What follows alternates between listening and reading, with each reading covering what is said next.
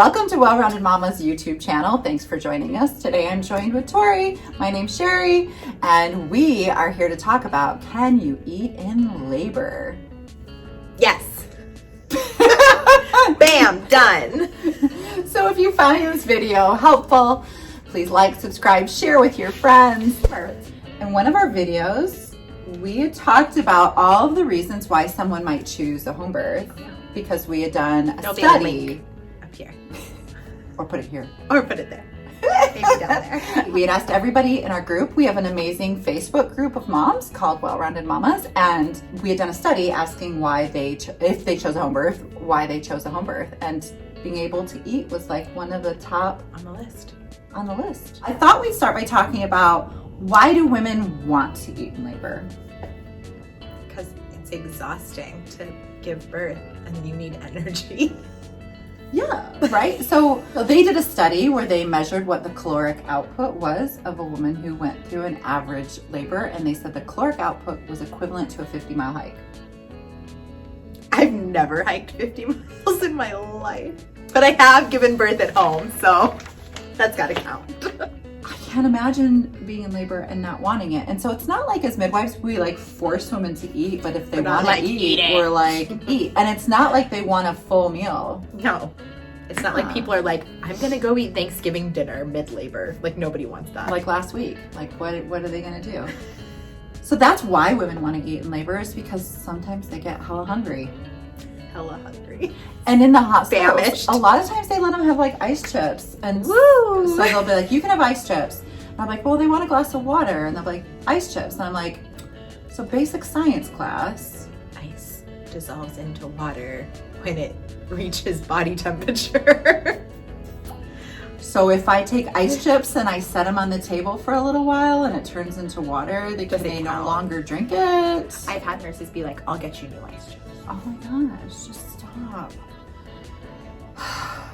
Tori, tell us why hospitals don't allow women to eat in labor.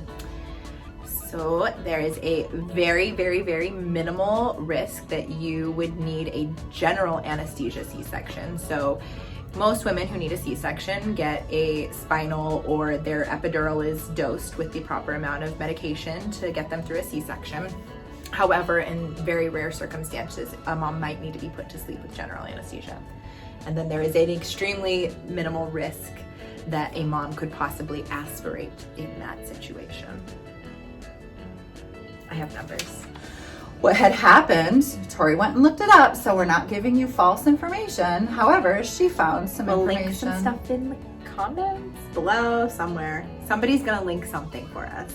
In 2015, during the anesthesiology conference, they came out and stated that for mostly healthy women, they can skip fasting and in fact would benefit from eating a light meal during labor, and that the research being presented during this conference supports that. We should maybe listen to anesthesiologists who are in charge of putting women to sleep. But ACOG has a different opinion.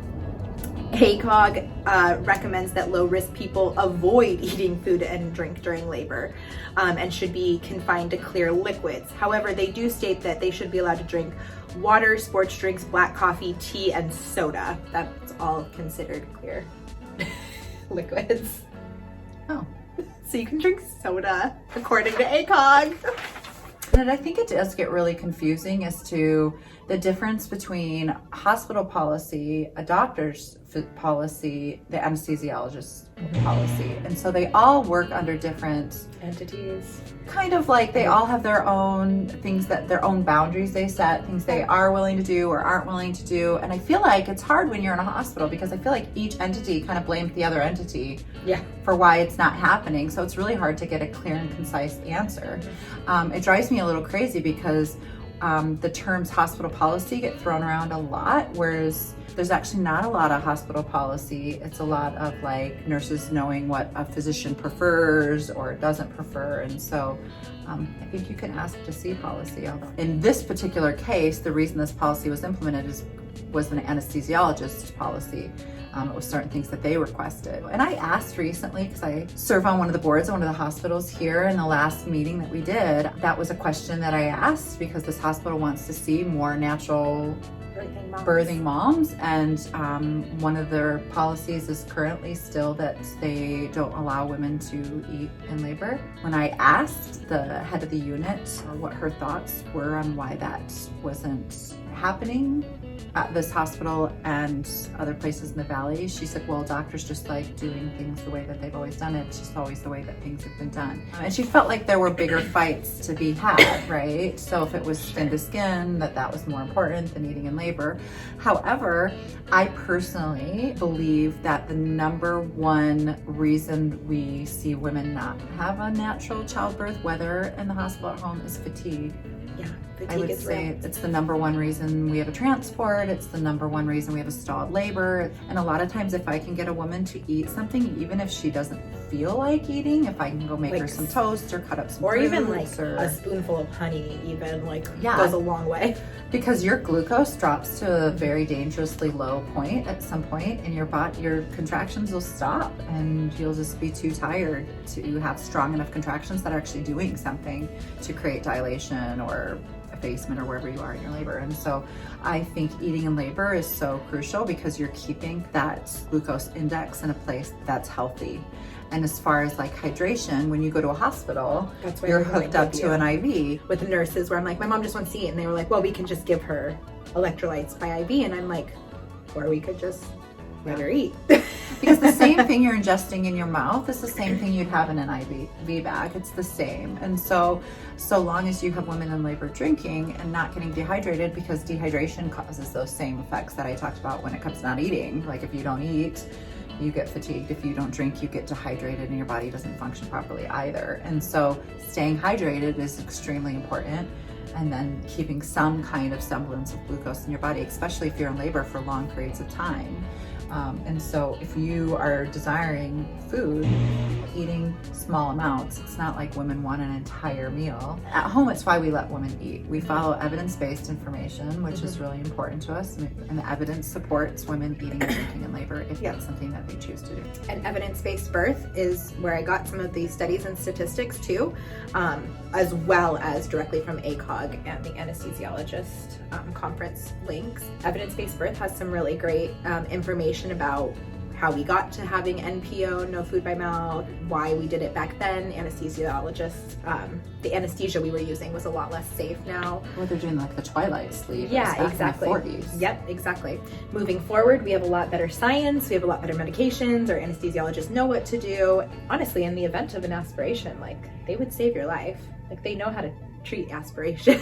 Well, and that's, I think, our biggest argument is a lot of times we're like, a woman can come on off the street and you would have to take care of her. And she could have just had like steak dinner and you would care for her. Can you eat in labor? Yeah. Mm-hmm. Yeah. If someone tells you you can't, maybe you should further that topic of conversation and find out why. You should be able to eat whatever you want, even one strawberry. So thanks for joining us. Hopefully you found that helpful. Hopefully you go annoy some people now with this desire to eat in labor, and we will hear all about it in your comments below. We want to hear your story of how you were able to get them to let you eat in labor. So like, subscribe, ring the bell. We look forward to seeing or hearing from you next week. Deuces. Maybe I wanted a turkey leg. Well, I could eat a turkey leg. You didn't. You threw up one strawberry. I know, I threw up one strawberry in my barf bowl. In your barf bowl. Tori ate some of my plant-based queso, and she's allergic to nuts, and there was cashews, so my mouth is like swollen and on fire, so don't mind me while I eat this Benadryl. I could resuscitate her if needs be, though. I have an EpiPen in my birth bag, so I keep clearing my throat because I'm still kind of dying a little bit. A cute client came in today and was like, I watched your video, and do you call yourself a Sasquatch or something? She goes, I literally snorted food out my nose. Good job. Okay. Got it?